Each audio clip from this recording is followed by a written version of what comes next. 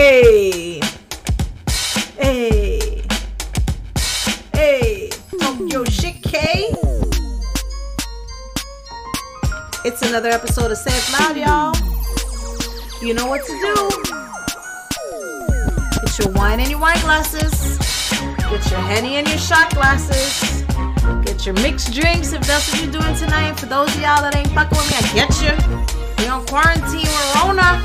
Go ahead and brew some tea. Get your lavender, your chamomile, or whatever you need.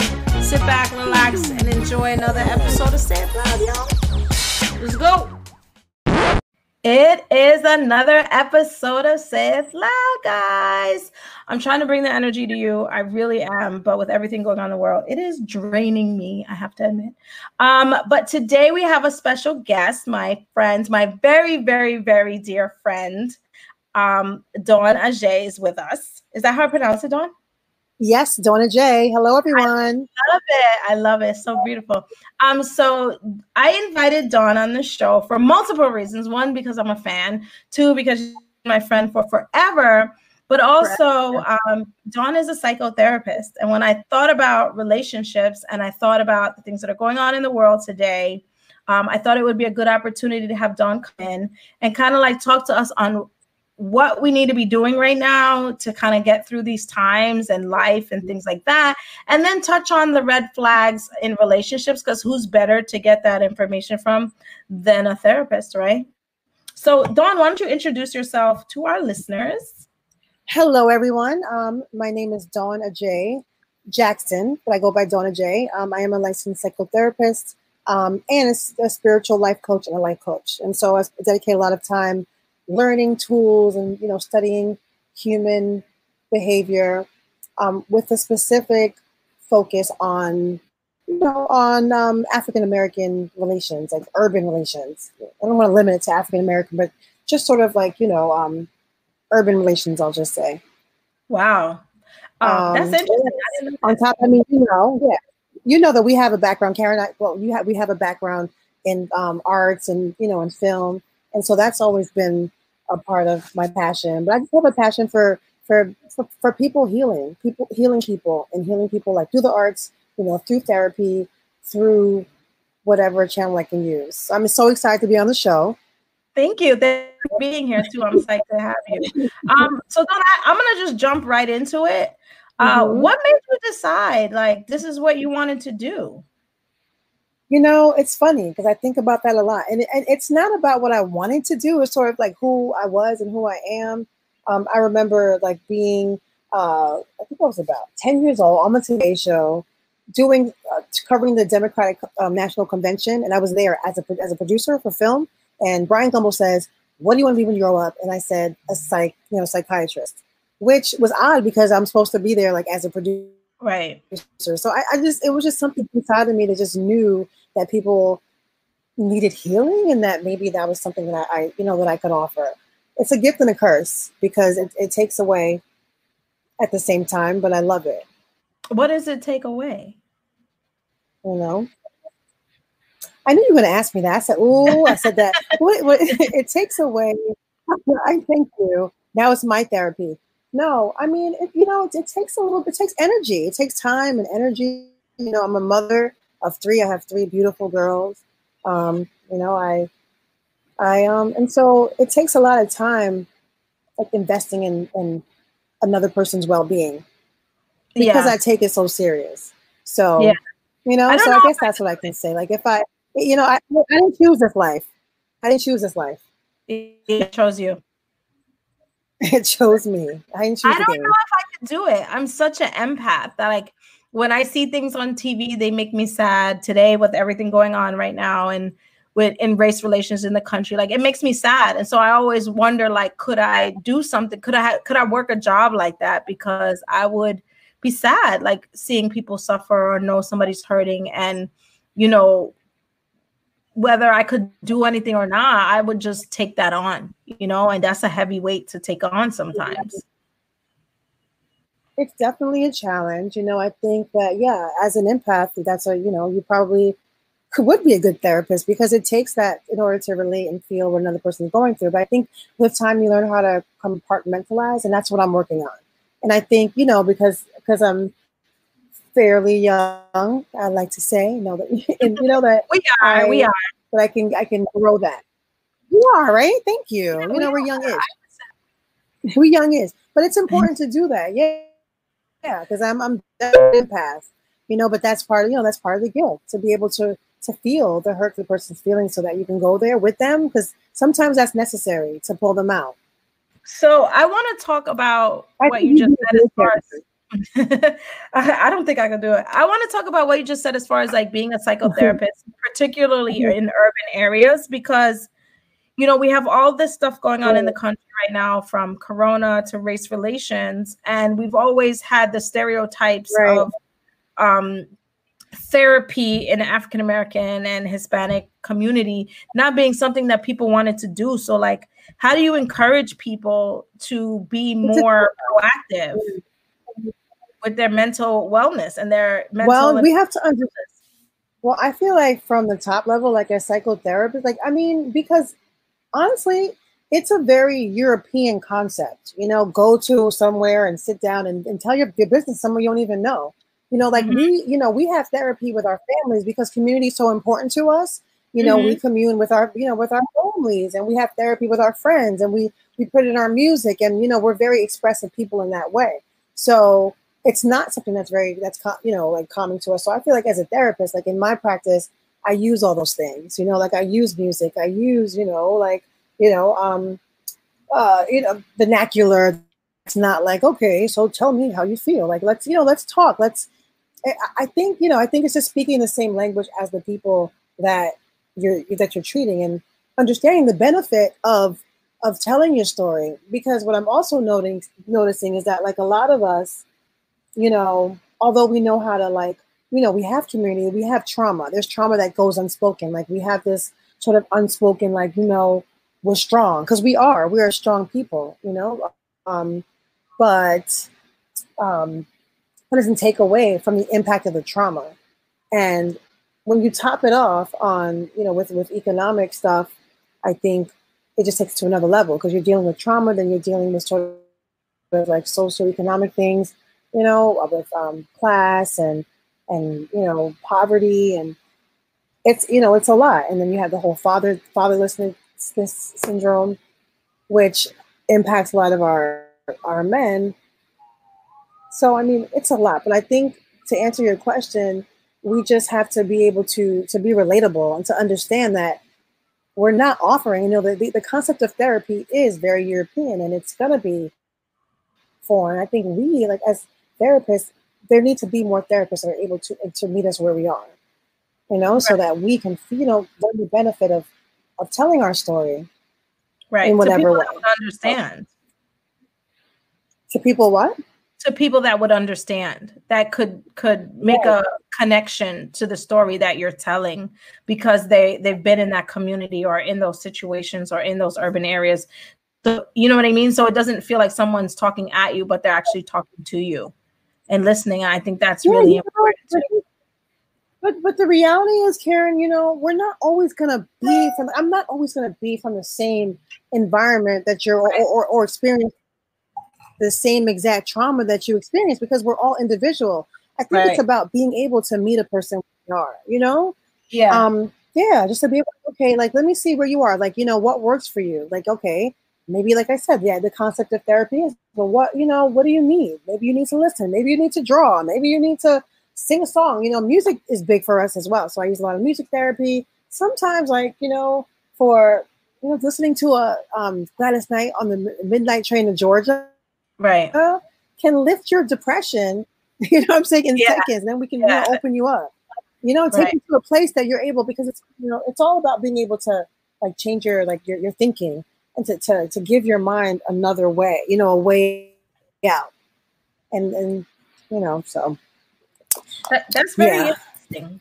With that said, how does one deal with that now, with all these things that are going on and different forms of information coming into you? And like you said, we're looking at so many different things happening around us right now in life. We're all on lockdown. We can't go outside. We can't be with our loved ones. Like, how do people, how would you suggest some ways that people can deal with that for their mental well-being? Well, I mean, there are very basic things you can do. Like, I feel like, keeping a routine is really important. Like waking up at the same time, even though it seems like, it's not fun, but it's good for your mental health to wake up at the same time, get some exercise in. If you're working, get your work on. But if not, then read. Write out goals, like plan for your life.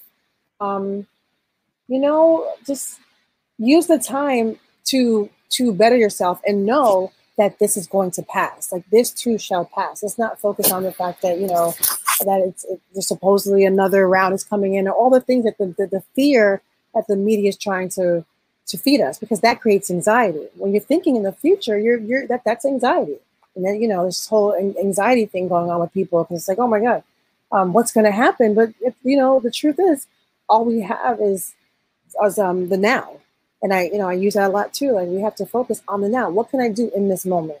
And if it's sleep, then maybe it's sleep. But what can I do at this time, to better myself? The sad thing is that, there are a lot of people who are not employed and have to worry about trying to figure out a way to put food on your table. And that's, something that I wish that I had more, more control over, because that's governmental, that's systematic.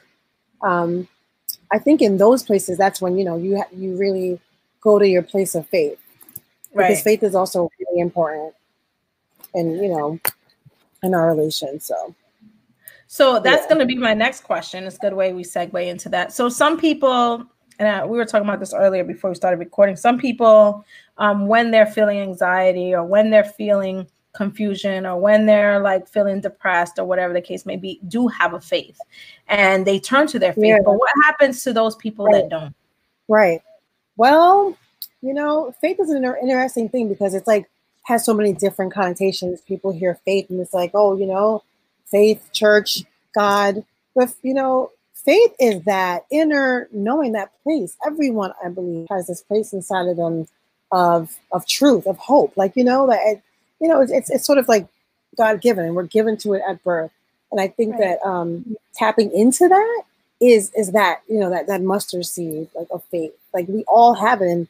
And many of us spend the majority of our lives running from it, running from that truth, running from what we know, and coming to that is just, I feel like that's sort of like what our soul's journey is. Right. So what about those that don't have it? I don't believe that people don't have it. I just think what those who don't want to access it, maybe you're not, willing to go to that dark place. Or maybe they don't know how to access it. Yeah. Because I say that a lot of people aren't taught that exists in themselves.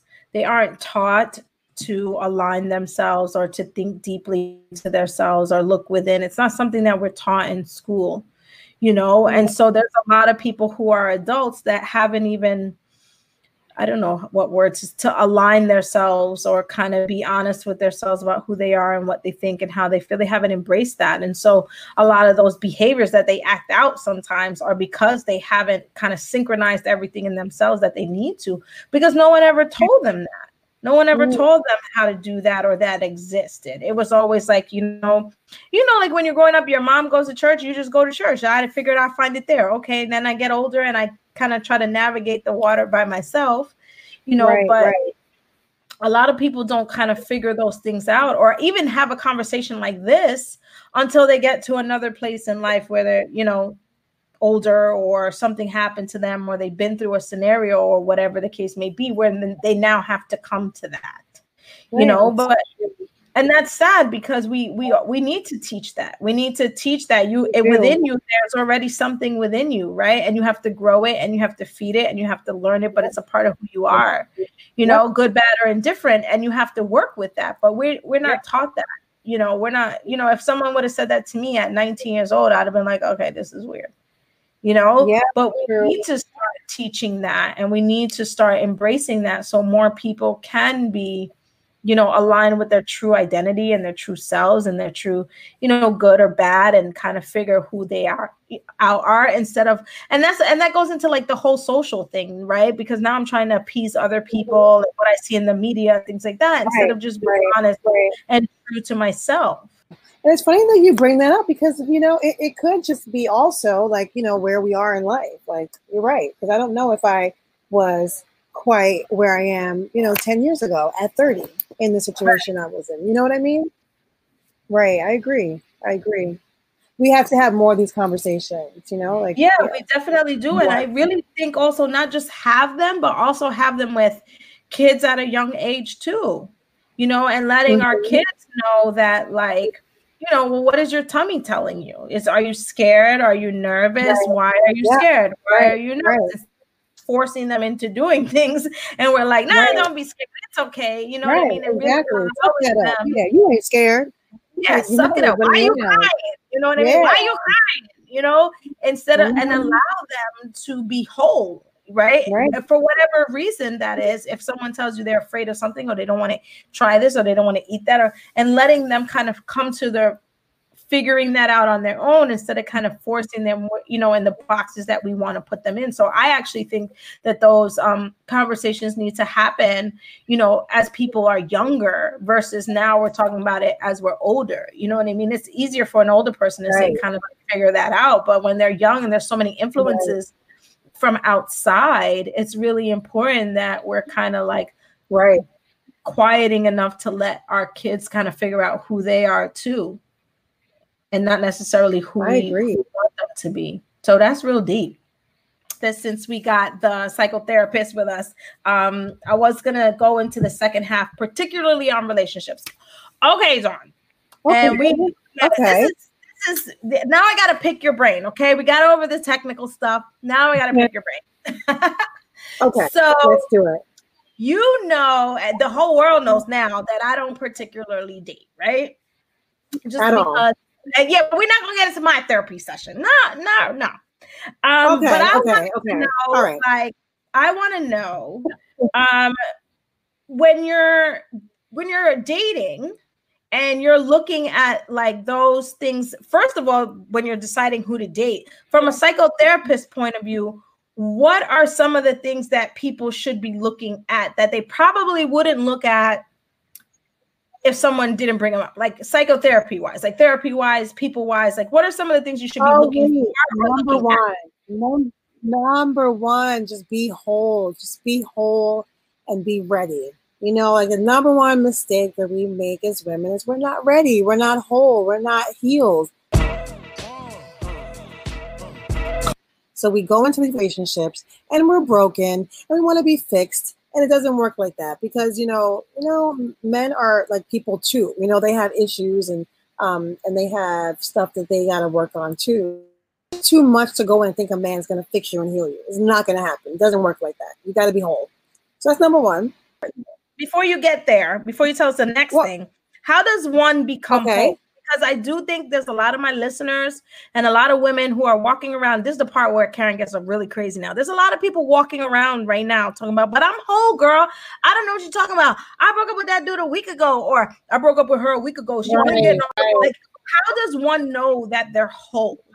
What are your beliefs? So ask yourself, okay, what do I believe about myself and relationships? Really, really, truly. Like, just do an experiment with yourself and write down maybe 10 things you believe. And, you'll see, like, do you feel like you're lovable? Like, do you feel like, that someone can love you for you? What's the purpose of wanting to be in a relationship? So Eartha Kitt has this wonderful quote. And she says, I fall in love with myself and I want someone to share it with me.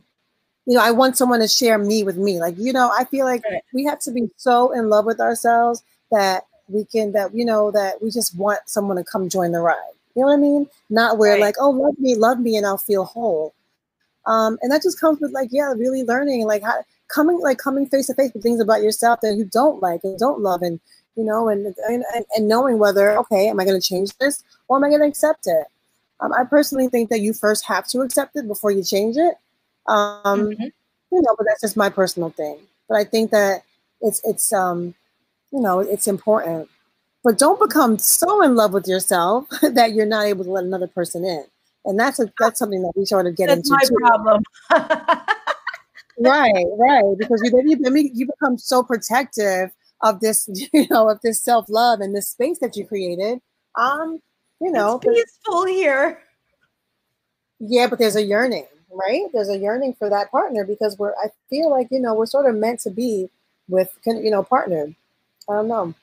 That's my personal thing. Yes, I don't think that's a personal thing. I think like DNA wise, back to, you know, Adam and Eve, the first humans. Yeah, I think men and women are supposed to be together. But I also think that or women, or men women and women, or men and men. I think two people, yeah, or can definitely. I think two energies together are definitely supposed to bounce off of each other. But I do think that there's a lot of people who are walking around thinking that they're whole, or thinking that they're well, or thinking that they're healthy, and trying to be in relationships with people when they're not. And because they haven't realized like what a healthy person is. And I don't mean healthy in the physical sense. I'm talking about emotionally healthy and ready to and prepared to love someone. They know, Karen, honey, they know.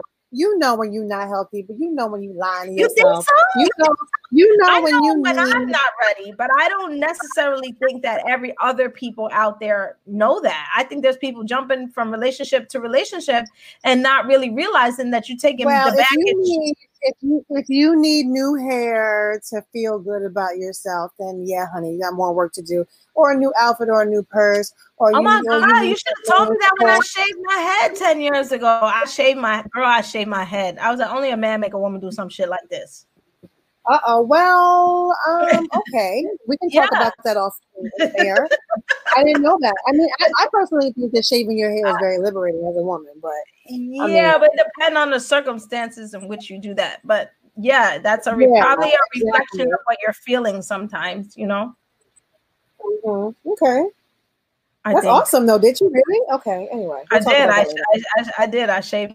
I shaved all my hair off one time. I mean, not Britney Spears bald, but it was, you know, it was. You didn't need to comb it. Really? Like Yeah, it was the Halle Berry, Toni Braxton gone. Oh, like that. Wow. Okay. Gone. Yeah, I will never do that again. I will never do it again. But yeah, I was like that hair was on my head for 30 years. Listen, that's, you know, it's just different people deal with different trauma. different ways. You know, it's quite interesting. So for men, right? Because men and women are different. Let's talk about that too. Men and women are different. How do you think women deal with certain traumas in preparing for relationships versus how men deal with certain trauma preparing for a relationship? Wow. Okay. I don't see. Let me think. Let me tap into what I think men should deal with. Is it the same? Like, do you see the same things or different? You know, it's the same. It's a different way, you know, because men process their emotions so differently. You know, men tend to like stuff their emotions. You know, they don't like to deal with all the, like, you know, the soft emotions, the pain and so they tend to distract. I think that men. It's the same thing. You just gotta be honest with yourself. What are you looking for? Same thing. If you need a new shirt or a new fitted to go out and feel good, you know, then you got some work to do. Like, you gotta be whole. Men and women together, we gotta be whole so we can come together and be two and be more powerful. You know, but when there's all that, like, you know, that insecurity and when that and stuff from the past, then there's the fighting, there's the arguing, there's the jealousy, there's all the stuff, you know, and it's not a good situation. Yeah, that's scary. This Instagram, the social media thing is tough too. You gotta be secure. That's why you gotta be whole. But people need to just start being honest too, right? Like, what's up with all this lying? I mean, I think it's easier for each other to lie.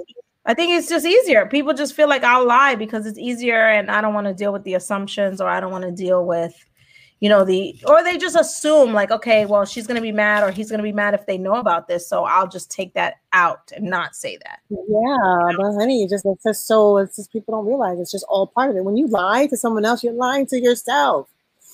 This pimp, I don't even know what his name is, but this pimp one time said, if you got to lie to somebody, then they're your boss. Like, you know, he said, I ain't lying to nobody because ain't nobody my boss. You got to lie to someone that owns you. I like that, right? I was like, okay, That's Pam, a good one. I'm gonna use that. I'm definitely gonna use that. I'm like, I gotta like, learn if you about have to lie to someone, like, how much power does that person have over your life? Like, dude, like, I don't know. That's We got to stop good. lying. We got to stop Yeah. lying to ourselves. That's the hardest part. Yeah, I think people struggle with that too because, like I said, they want to kind of fit into things, or they want what they want, or what they think they want, or what they think they need, so they convince themselves. Yeah, but where's that come from? Yeah, but it's just like, I don't know. Where's that come from? Just the media, right? And that whole idea of likes. I think Instagram has a lot to do with that. Those likes, because that the likes are linked to, they did a study, and like, so the amount of likes that you got, like, somehow increased your endorphins. So yeah, I was like, wow, okay. So yeah, but that's unhealthy too. So now I'm on here, posting half naked pics because I need to get more likes so I could feel validated. On Instagram right now, Dawn. The other day I was watching them pour milk all over themselves on Instagram and clapping their cheeks for a button. No, they wasn't getting paid. They was just doing it. Like, if you was getting paid, I'd be like, okay, just making some money. No, they're not getting paid. They just took a whole gallon of milk. It's $4.59 a gallon, and we just gonna pour this on so we can have a bunch of men sit around and look at us. And I was just like, wow. That's all I could say. Wow. Yeah. All I kept thinking was the gallon of milk. Like, damn, you wasting a gallon of milk. Wow. Yeah, and I'm thinking about, girl. I'm thinking about, you gotta take a shower after all that. It's all sticky on you, like. But I'm also thinking about the men. Like, I think about this all the time. I'm like, the men that like this same thing, and I don't know if women get it, but this shows a lot about relationships. Those are the guys like to look at it, but those are not the women that they're gonna marry and have children with. And I don't think a lot of women understand that. It's like, I'm going to do.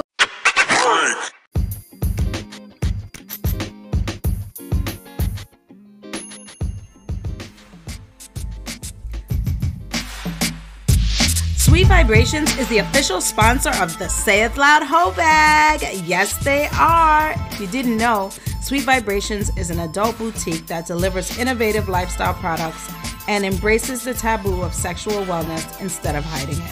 Simply put, they inspire each and every one of us to embark on our own sexual wellness journey. Whether it's the girl's best friend, a little pixie, the perfect match, or tulips, there's something for everyone. And you deserve something sweet. So visit their website at www.sweetvibe.toys. Use our Say It Loud discount code, LOUD, loud, for discounts. Follow them on Facebook and Instagram at Sweet Vibrations. I mean, ladies, we all deserve a good vibe.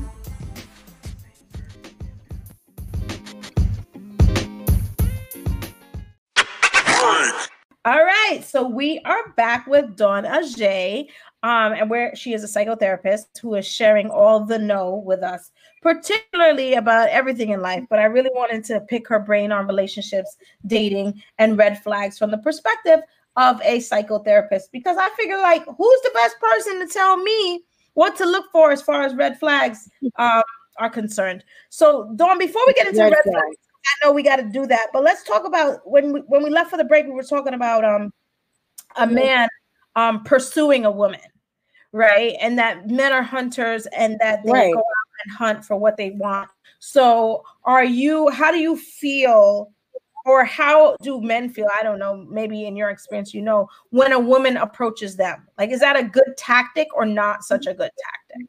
I don't know. I'm old school. I don't think so, Karen. And your listeners might not like that, but I guess it's your personal, like your style. But I don't think that's a good idea. I think that's men are, there's that whole age old rule. Like, you want a man's attention, you kind of got to ignore him, Yeah. That's kind of like how it goes, right? That new no contact rule. What you're telling me is I shouldn't shoot my shot.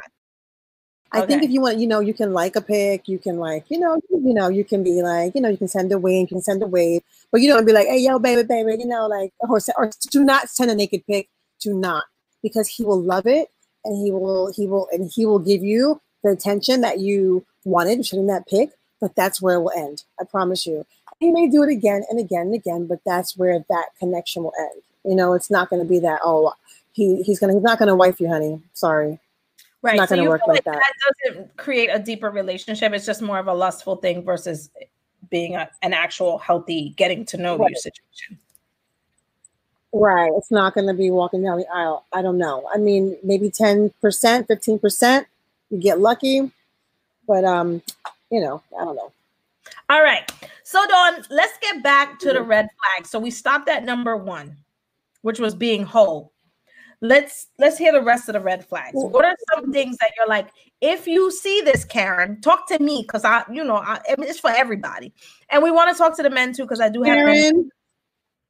So what are some of the red flags? And okay, all right, let's talk to them. For women, it could be for men too. The person has got to be single. Please make sure the person is single. But what They've got to be single. I'm sorry. What if they lie? I'm supposed to know. Well, it depends on if they lie. If they lie, should then just be like, "Oh, I'm not with nobody." I guess you have no choice. But if they say, "Oh, I got a baby mama, or I got an ex, or I got a cousin, or I got somebody that lives with me," I mean, you know, we kind of like, you kind of know, you know, you kind of get the, you know, you get kind of about nothing. When you don't answer my phone call, single. What happened? I said, when they don't answer your phone call, something's going on. Well, I was going to get there, but I'm just saying that's one thing. So make sure they're single, you know, because that's not good. You don't want to get with someone because you fall and then they have someone else, and then it's like a big deal, and then you're stuck, and then you're like, oh, and then you go through the whole cycle of them telling they're going to leave the person, and they love you, and you start believing that shit. No, sorry. Yeah, if they're not emotionally available, if you call and they don't return your call, they don't text, if they one line, if they acting shady, no. Because again, like I said, you know, if the person wants you, they're going to come after you. How do I know if someone's emotionally available or not? Because they'll let you know how they feel. Someone who's emotionally available is going to let you know, this is what I want from you. Write that down, guys. This is how I feel. This is what I want. And that's it. So that's how you know. Okay. What's next? I think we need to stop. And you know what? I tell myself this with everything in life. I think we need to just stop forcing things. Like, we have to stop forcing relationships, stop forcing situations that are not, you know, they're not flowing easy. Like, I feel like, you know, if we could all sort of get into flow and just because if you think about your life, you know, when things sort of worked out the way they were supposed to work out, it was flow. It was just like, okay, you know, things, you know, this is, so when we force things, I think that's when we sort of get off track of where we're going, like kind of like, you know, you get off the exit prematurely, you know, just because, I don't know, you got to use the bathroom when you get bored of the scenery. Like, you know, you got to go to, you know, get to your destination. So, yeah. Yeah, I say that on the show all the time. I think people force relationships because they just feel like, okay, I have to do this. And you don't. Just because you like someone and you guys are cool doesn't mean that's your forever soulmate person. You know, so I think the thing worse than that, Karen, they don't want you. Yeah, well, there's a whole lot of that too. They're making it clear, sweetie, they don't want you like that. It's like, how many signs do you need to have to stay all day? You know, like, really? And your friends know too, but they're not telling you, right? It's true. You know what, friends? You need to be more honest with your friends. Say, he just don't want you, girl. Like, seriously, it doesn't, you know, when a man wants you, sweetie, you know. And that's one thing that, you know, that I do know. It's okay. And it means, and because if a man doesn't want you, it doesn't mean there's anything wrong with you. You know, people like what they like. Right. How many times we have like that funny looking dude where we like, why do I even like this dude? Like, it's weird. We have this thing that just makes us attracted and wanting what we want. Like, I don't think there's anything wrong with that. I don't think there's anything wrong with that at all. You know, but if there's something wrong when you want the guy to like you the way you like them. You're like, why would you not want me? And then when the guy doesn't want you, you're like, oh my God, there's something wrong with me. I'm too fat. I'm too skinny. My ass is too small. It's too fat. No, it has nothing to do with that. It just is what it is. And, you know, you're still a wonderful person. And there's someone else is going to think that you're the world. And it's okay. Right. But I think that we need to think that we're the world. And even on the days like where you're busted, like, you still got to look at yourself and be like, damn, like, I love you. You know, you find something about yourself that you love. Shit. Yeah. Definitely, for sure. All right, so Dawn, I'm looking to make sure they're single. I'm looking to make sure they're whole. If a man wants me, he's gonna come get me. What else? I said if you don't answer your calls and all that, like, emotionally available. That's big, Karen, and you left that one out. So I wonder if that's your blind spot. I don't know. I mean, I don't think I have a blind spot because I don't necessarily drive. So, but yes, I do think that that's important. Someone just being emotionally available. I want to know, for me, I'm always looking at like, are they aware of that? Are people aware if they're emotionally available or not? Well, no, but right. That's true. I mean, yeah, that's why I just think it's important to have these types of conversations. It's important to, have, like, there's another saying that love is made between the ears and not between the sheets. When we're talking to each other and we're able to have these conversations, it can take our relationship to, to the next level. Like, how do you feel right now? Like, how do you feel about what just happened? Like, what, like, are you upset with me? Like, whatever it is, like, like whatever, those conversations that we don't want to have. Do you like me? What don't you like? So how does dating apply to psychotherapy and wellness? Like, how do we deal with that in people that feel like they always need to be in a relationship? Well, I think it goes back to the first question. And the first thing we mentioned, like, being whole and what do we want from that other person? A lot of us like want the other person to complete us or to validate us, to make us feel like we're good. When we have to feel like that on our own, when we have to feel like we're worthy, it's the biggest thing. I'm a big fan of Marissa Peer, who has this whole movement of just saying, I am enough, like just feeling.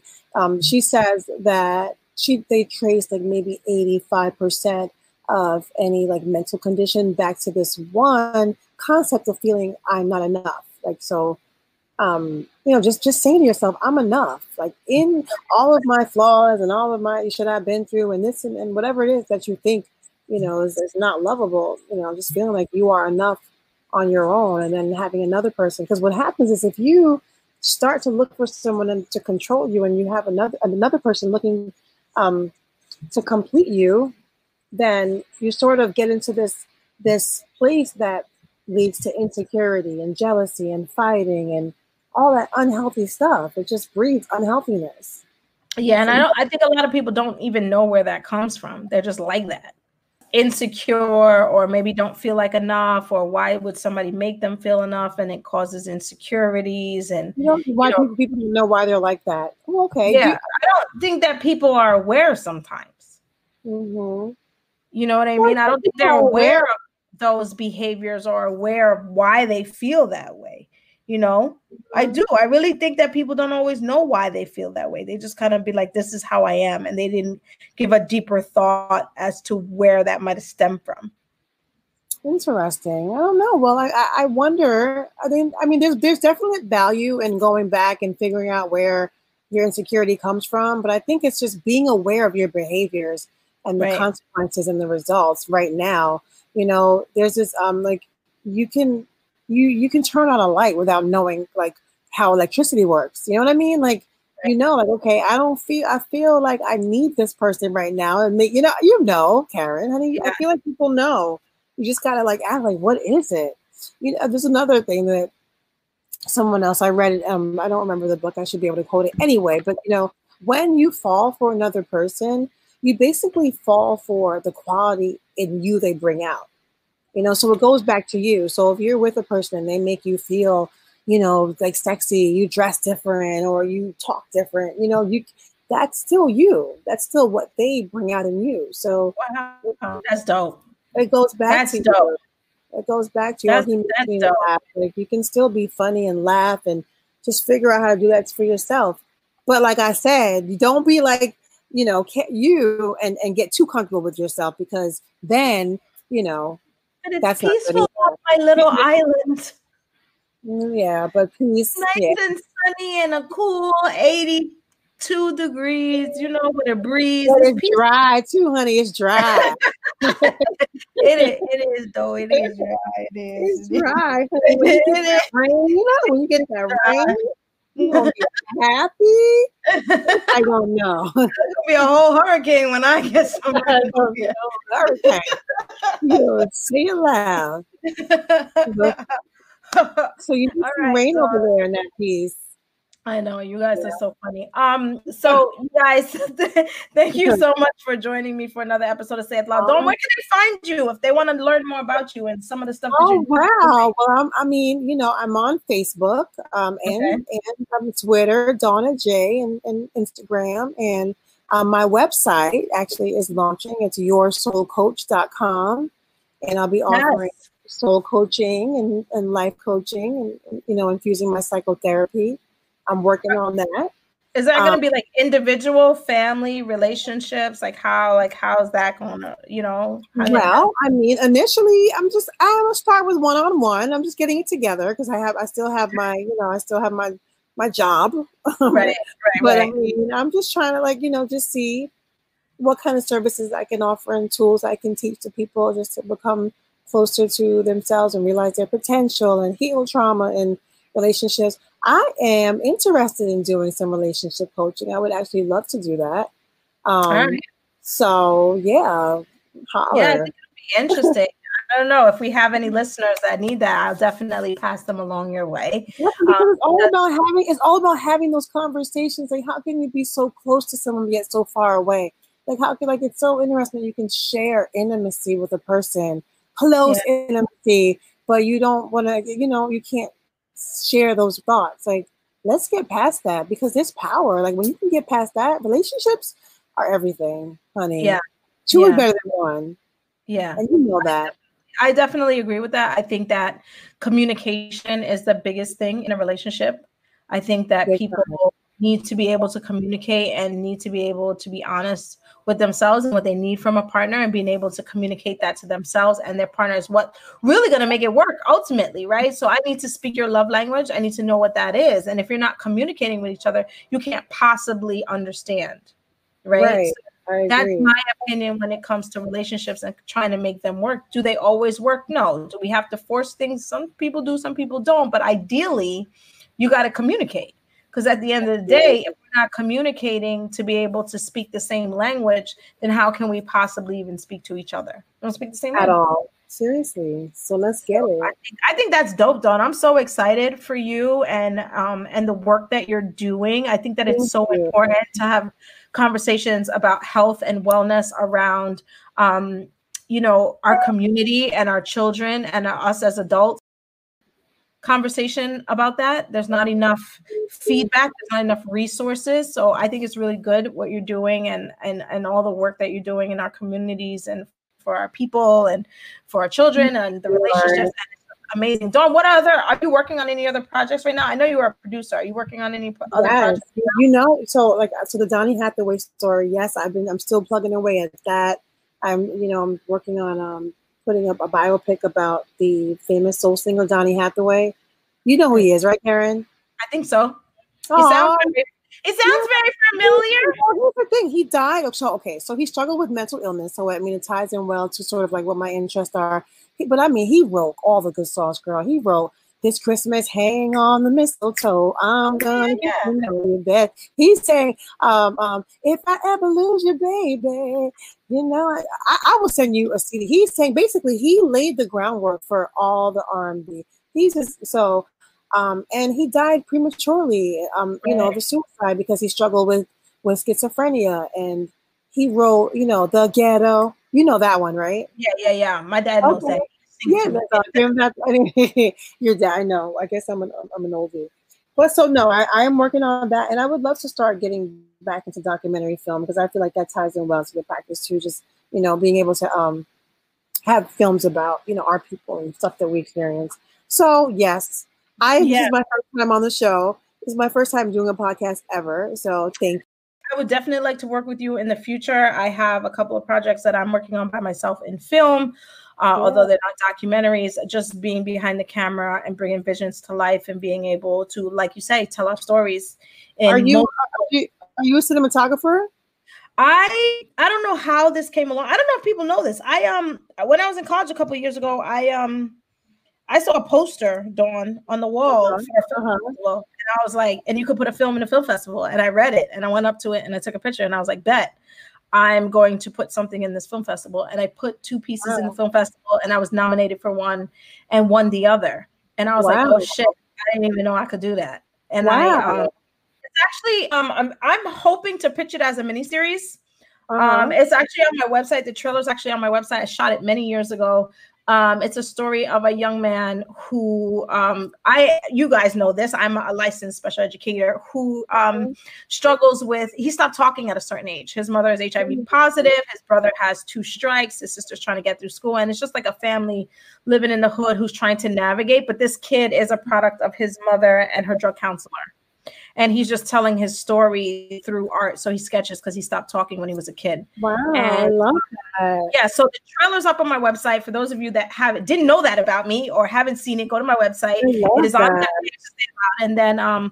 And then while I was in college doing that, someone asked me to take some pictures of their child. And I was like, okay, fine. And it just kind of went from there. And I just picked up a camera. And from then, I fell in love.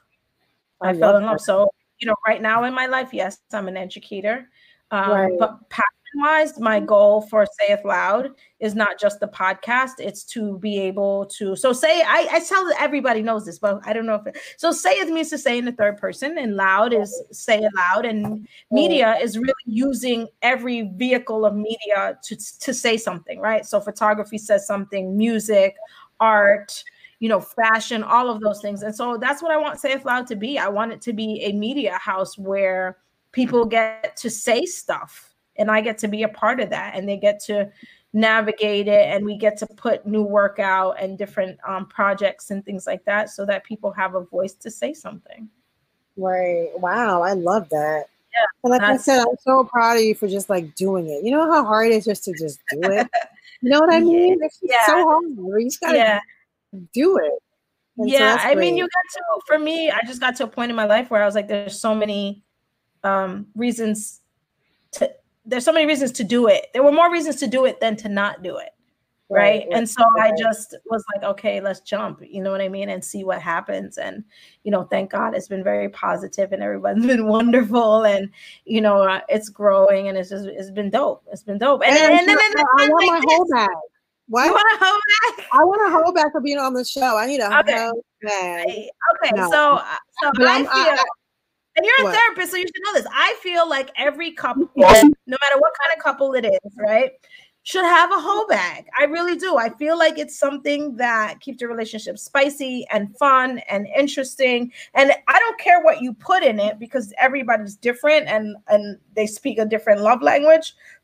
But I think it's definitely something that everyone should embrace because there's that part of your life together where you're intimate with your partner and you're sharing that. And all of the things that you love should go in there. It's like a grown-up Easter basket. You know what I mean? Like, here's the things we like.